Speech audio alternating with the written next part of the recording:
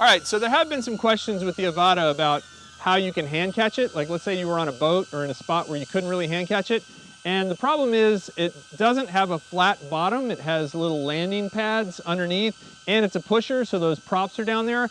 But there is one easy way to hand catch it if you needed to. You bring it over to where you want it to be, put it back in normal mode, and just grab the top and turn it, and it'll go off. As long as it's in normal or sport mode. Now, if you're in manual mode, it's just gonna start going crazy on you. So make sure you put it in normal mode, hover it, and just grab it and turn it like that, and you should be good.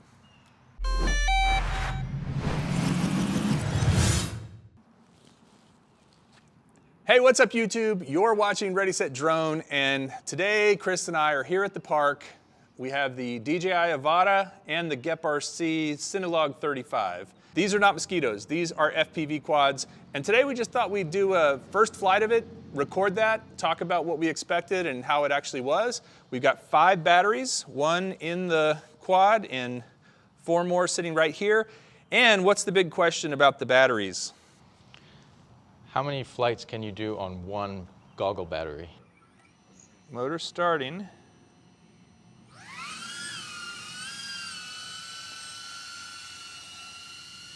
And you can take off in normal mode with only 6 satellites.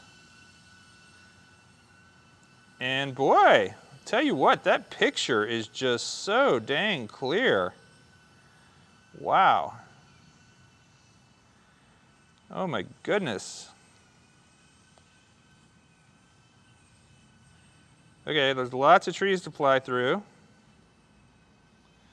And because I don't have any sort of obstacle avoidance trying to tell me to stop, it's doing great. And it is just cruising along. Super level. It's flying through lots of little tree gaps. My goodness, that picture is good. Wow. I mean, there are not going to be any ghost branch excuses with this thing.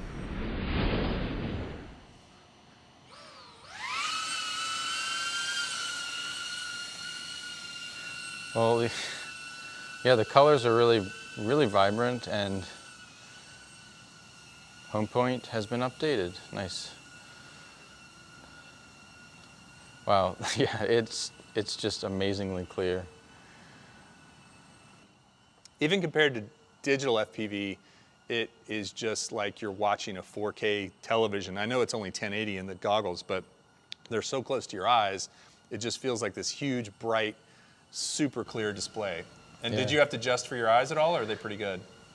I adjusted a little bit, Okay. IPD, and I just noticed that H that kind of floats around. So you Yeah, know. so that's telling you where your home point is. Yeah. If you need to bring it back and you have no idea where it is. I'm not used to that because I have rarely flown the DJI FPV. So. Even though your visual observer is on the job. Yeah. I see it. I see it. Yeah, so you're just in normal mode, you know. Yeah. Honestly, I said before that I wouldn't have bought it if it only had normal mode. Normal mode is pretty good. Like it's easy. It seems to have an altitude hold in normal mode, right? Yeah, I think so. So like if you're trying to go through a gap and you don't have to worry too much about losing altitude or like you could probably take it under that bench. Go make a 180 from where you are. Yeah. Is that bench over there? Whereabouts? To your right? To your right? You all right? Oh, I see, yeah. You think you can go under that? Easy peasy, yeah. You got it, Chris. I don't want to be the first to crash. Ah, yeah, you do. Go for it. Nice. Yeah, wasn't that just the breeze? Yeah, it was. Being used to flying in acro, though, it kind of feels like I'm fighting against it, especially if I want it to do something that it's not letting me do. Yep. But hey, it's still fun. Might be time to make the switch. All right, I'm gonna come in and land. Here, you can land it on the table. You got it. Oh, come on, come on. Beep, beep, beep. Let's try on my hands. I'll just keep them flat. All right, going down? Yep. Oh, you know what? It's got downward sensors. Hold on. Go ahead and go down. I didn't do that. It was landing on its own. You know what it was too? It was avoiding your hands. It was avoiding my hands, yeah. Okay, so first flight in normal mode exceeded expectations for me. What about you? Yeah, I think it was still a lot of fun, even though it's, doing a lot of the hard work, but flying through gaps and just having that satisfaction of going through something and not really worrying about altitude, it's still a lot of fun. And definitely gets you used to being in the goggles, gets you used to going through gaps. And, again, I think you have a little bit more confidence because you have the ducted props. If you haven't ever flown FPV, this is feeling like it might be a great way to start. But now we're going to switch it over to manual.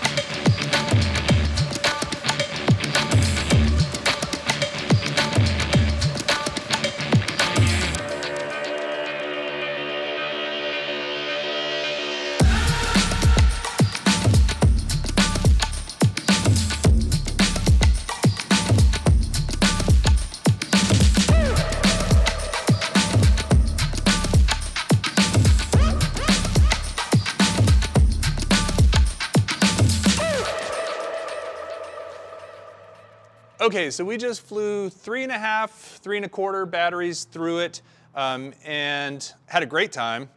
The battery here for the goggles, the one battery we have, is at 50%. So we could probably do a total of maybe 6 batteries, all said and done? Yeah.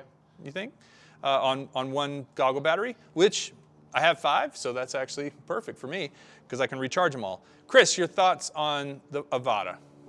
I think it's actually a really good drone for a beginner who wants to fly digital as their first FPV experience, but also for someone who just wants to fly cinematically and just not have to fiddle with beta flight and stuff like that.